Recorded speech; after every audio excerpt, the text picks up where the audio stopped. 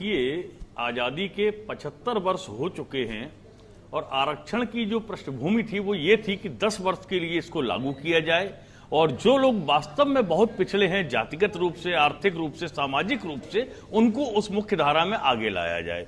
लेकिन वो 10 वर्ष की जगह 75 वर्ष आज हम पूरे कर चुके हैं और हम वहीं खड़े हुए हैं जहां से हम शुरू हुए थे।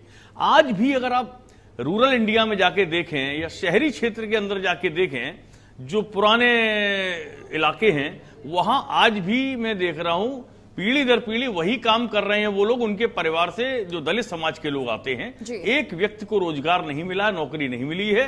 कारण ये है कि उस समाज के अंदर जागरूकता नहीं दी जा रही है, उनको जागरूक नहीं किया जा रहा है कि ये व्यवस्था आपके लिए बनाई गई थी, ये आपको लाभकारी होगी, आप अपने बच्चों को पढ़ाइए। दूसरी चीज आती है कि इसमें एक ऐसा वर्ग है जो आगे निकल आया है और आगे निकलने के बाद उसने पूरे के पूरे सिस्टम पर आरक्षण के कैप्चर कर लिए, चाहे वो पिछड़े वर्ग के लोग हों, चाहे वो दलित वर्ग के लोग हों, चाहे वो आदिवासी समाज से हो, चाहे किसी भी समाज से आते हों, उन लोगों ने उसको कैप्चर कर लिया। अब वो क्या है कि वो जो वास्तविक में उनका ही अपना समाज है, सबसे पहला हक मारने का अगर कोई काम कर रहा है तो ये उन्हीं के समाज के लोग हैं, उन्हीं के समाज के नेतागण हैं। मैं तो तेजस्वी जी से पूछना चाहता हूं कि वो जातिगत जनगणना की बात करते हैं, बिहार में सरकार में रहे हैं, आज भी आप नेता प्रतिपक्ष हैं, आप ही बता दीजिए कि आप अगर कहते हैं कि आपकी जाति के लोग पिछड़े हैं तो कितने लोग हैं वो पिछड़े हुए आपके बिहार में? और अगर वो पिछड़े हैं तो शर्म आनी चाहिए आपको। आपने बिहार में सरकार चलाई है,